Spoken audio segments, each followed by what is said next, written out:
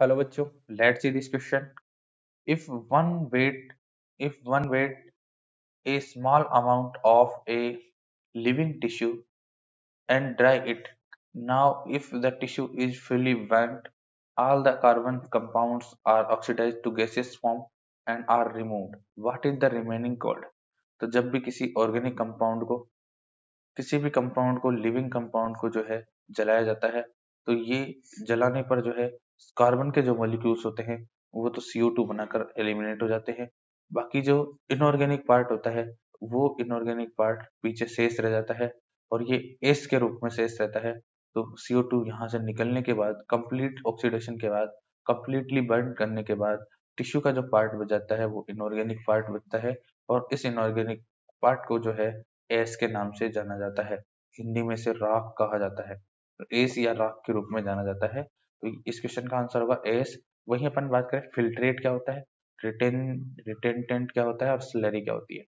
यहाँ देखिए, जब किसी लिक्विड को किसी फिल्टर से पास किया जाता है, ये कोई फिल्टर है, एक फिल्टर है। इस फिल्टर के थ्रू जब लिक्विड को पास किया जा रहा है तो यहाँ पर दो कंडीशंस होती है।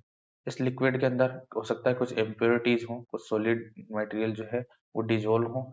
तो जो पार्ट फिल्टर होकर चला जाएगा, जो पार्ट नीचे चला जाएगा इस फिल्टर से, वो कहलाएगा फिल्ट्रेट। इस फिल्टर के थ्रू पास हो सकने वाला लिक्विड जो है वो कहलाएगा फिल्ट्रेट। लिक्विड या सॉलिड जो भी पार्ट इस फिल्टर को क्रॉस करके चले जाएंगे वो फिल्ट्रेट कहलाएंगे और जो क्रॉस करके नहीं जा पाएंगे, इस फिल्टर पर रुक जाएंगे, ये कहलाएगा रिटेंटेंट। तो यहाँ पर जो पार्ट या ऐसे सॉलिड या लिक्विड का पार्ट जो कि इस फिल्टर को पार नहीं कर पाता वो रिटेंटेंट कहलाता है। ये रिटेंटेंट कहलाएगा। रिटेंटेंट RETENT।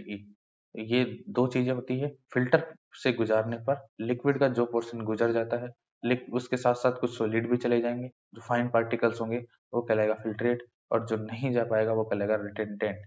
वहीं स्लरी की बात की जाए, स्लरी जो है वो ऐसे सॉल्यूशन को कहा जाता है।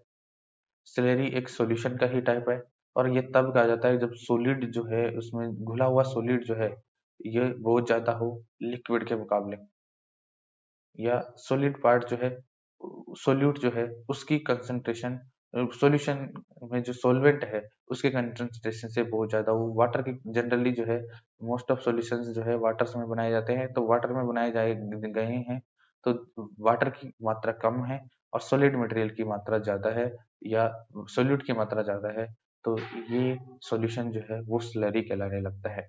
दिए गए क्वेश्चन में ऑप्शन सी सही आंसर है। Best of